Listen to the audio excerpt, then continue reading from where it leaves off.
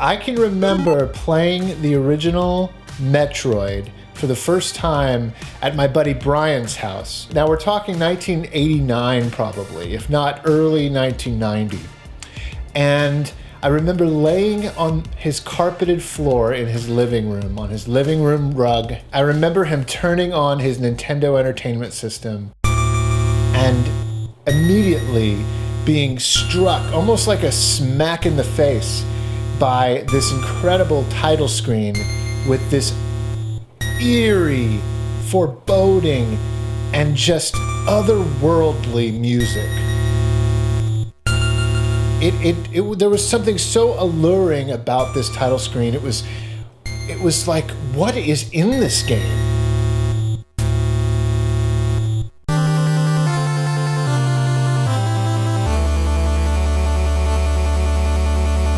Once you start playing Metroid, you take control of Samus Aran, and you are this bounty hunter, and you didn't know back then who this character was.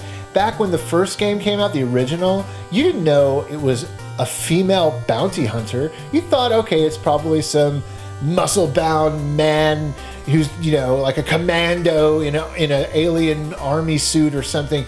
You didn't think it was this female protagonist, and that was what was so amazing when you beat Metroid and you discover that you've been playing as a girl this whole time. I remember as a little kid thinking, what?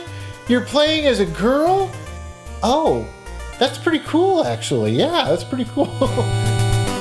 At the time, I had never played any game like it. The term Metroidvania is thrown around a lot these days, where you explore a giant map. Your whole game is basically this giant overworld, or this giant map labyrinth that you have to traverse and find power-ups that allow you to get to areas you couldn't get to before. This sort of game, this was the original. This was the OG, okay? And so playing it back then, you didn't have any basis for this gameplay style. It was just Metroid. And it's amazing to go back and look at this game, because I still remember feeling very afraid. As a kid, it was very, very intimidating, and I did not like playing this game by myself. Now, you got to understand, I was like 4 years old.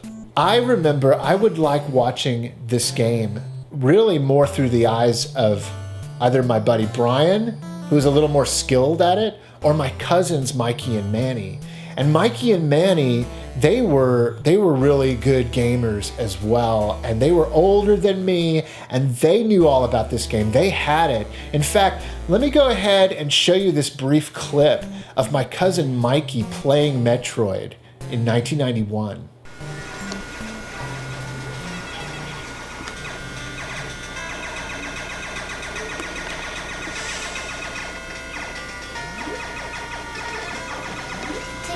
This. Of this game. Take a picture of this game. Yeah, wait a minute, I did.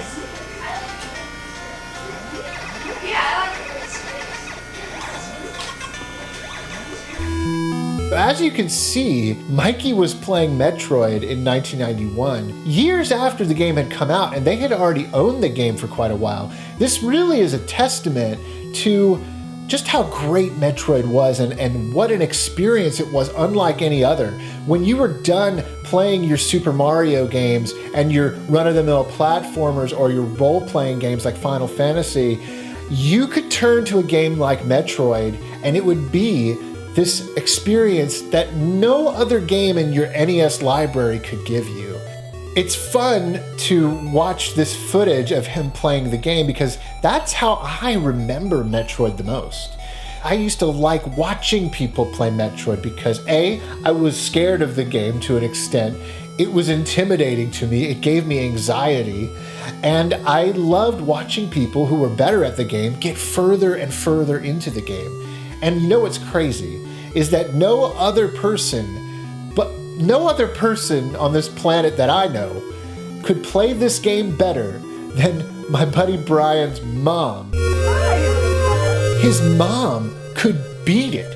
Not only was she good at it, but she could beat it. I remember one night with Brian and his mom, they set out to actually show me how she could beat the game. And I watched her. I sat there and watched her beat Metroid. To the best of my recollection, I remember watching her beat the game.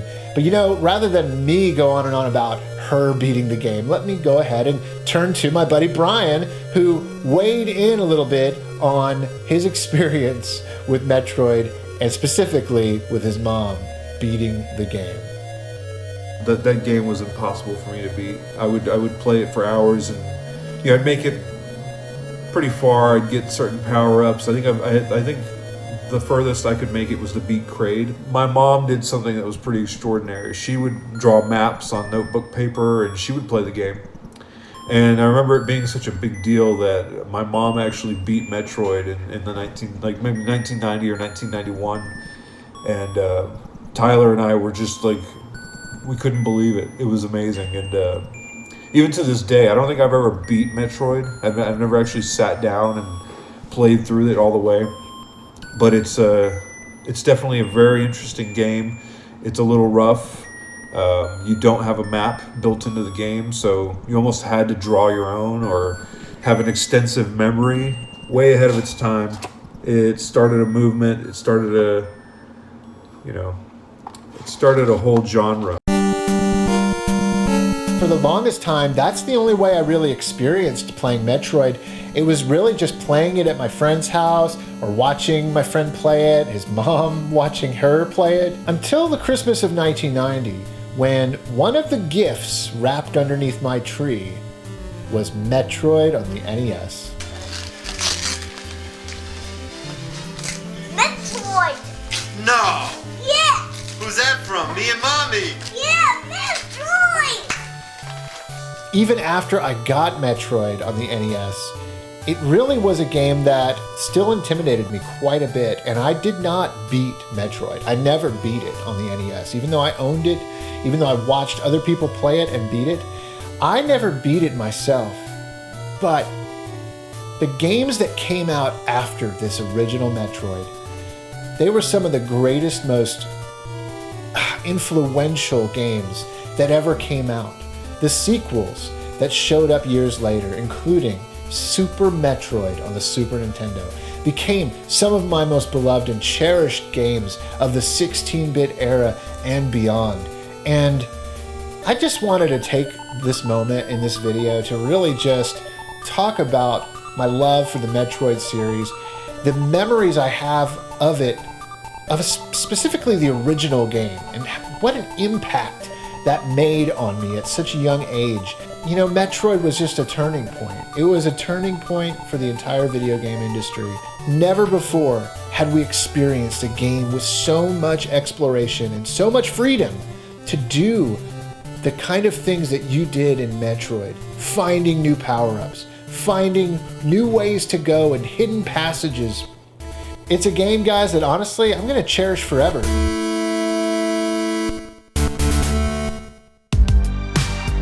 What are your memories with Metroid? Was this a game that you played when you were a little kid, when it first came out, maybe? Hey, let me know in the comments below if you have any Metroid stories. I'd love to hear them. And I want to thank each and every one of you for watching today. Thank you, guys. I will catch you next time.